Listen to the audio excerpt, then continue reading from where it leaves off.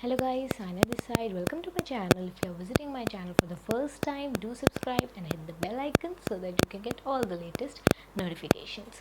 So यार बहुत time से क्लास 10th के स्टूडेंट्स के मेरे पास DM आ रहे थे इंस्टाग्राम पे, पर्सनली मैसेज आ रहे थे एंड कुछ के कॉल्स भी आ रहे थे कि हमारा साइंस का एग्ज़ाम तो बहुत ज़्यादा टफ़ था, बोर्ड एग्ज़ाम्स बहुत ज़्यादा टफ़ था हमारे साइंस का, तो अब रिज़ल्ट आने वाला है, बहुत डर लग रहा है साइंस का कैसा रिज़ल्ट आएगा एंड ऑल दैट। तो मैं बहुत टाइम से इस टॉपिक पे वीडियो नहीं बना रही थी क्योंकि मुझे लग रहा था यार रिज़ल्ट आ जाएगा, आप खुद ही देख लोगे, इतनी एंग्जाइटी क्यों आपके अंदर क्रिएट करना सब कुछ। बट बहुत ज़्यादा हो रहा था तो मैंने सोचा मैं ये वीडियो बना देती हूँ एंड आपको समझा देती हूँ कि अगर बोर्ड एग्ज़ाम्स में कभी भी कोई पेपर टफ़ आता है तो उसमें क्या होता है। तो क्लास 10th का साइंस का पेपर वैसे मैंने देखा नहीं है, but most of the students से जिनसे मैंने बात की है मुझे पता चला है साइंस का पेपर बहुत ज़्यादा टफ़ आया था सारे पेपर्स में से। तो यार देखो, एक चीज़ समझो, अगर वो तुम्हारे लिए टफ़ है ना, वो सबके लिए टफ़ है, तो उसमें कोई डरने की बात नहीं है, ठीक है। और वैसे भी अब जो तुम्हें करना था वो तुम कर चुके हो, ठीक है। रिज़ल्ट कुछ दिनों में आने ही वाला है। बट एक चीज़ इधर मैं समझा देती हूँ, जब कोई पेपर टफ़ आता है ना तो बोर्ड उसे कंसीडर करता है। कभी कभी बोर्ड्स में क्या होता है ना, सेट्स होते हैं, तो कोई एक पर्टिकुलर सेट टफ़ आ जाता है, तो उस पर्टिकुलर सेट के लिए एक मॉडरेशन पॉलिसी लगती है। अब यहाँ पे समझना बहुत इंपॉर्टेंट है, मॉडरेशन पॉलिसी क्या है।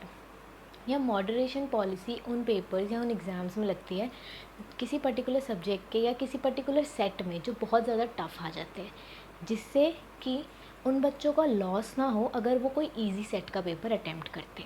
बट रही बात class 10th board exam science की, वो अगर ओवरऑल ही टफ़ था तो मेरे हिसाब से उसमें मॉडरेशन पॉलिसी डेफिनेटली लगनी चाहिए। अब मॉडरेशन पॉलिसी क्या होती है समझो। मॉडरेशन पॉलिसी होती है कि अगर तुम जैसे तुम्हारे 100 में से कुछ 80 नंबर आ रहे हैं, तो हो सकता है तुम्हारे नंबर बढ़ जाए और टीचर तुम्हारे नंबर बढ़ा के 85 88 कुछ ऐसे करते।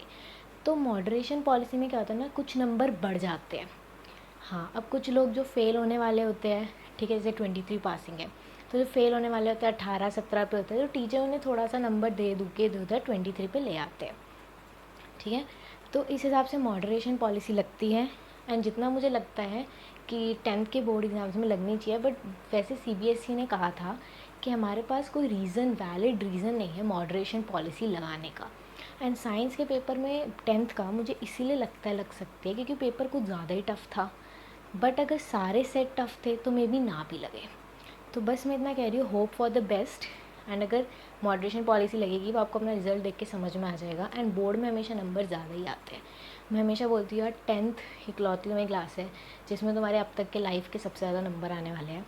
तो कोई घबराने और डरने की बात नहीं है, सबके बहुत अच्छे नंबर आएंगे। बिल्कुल पॉजिटिव रहो एंड रिज़ल्ट कभी भी आ सकता है। तो बस ये सोचना बंद कर दो, जो रिज़ल्ट आना है अब वो आएगा। पेपर चेक हो चुके हैं, रिज़ल्ट बन चुका है, अब बस आने का वेट है। So all the best for your results and stay tuned with my channel.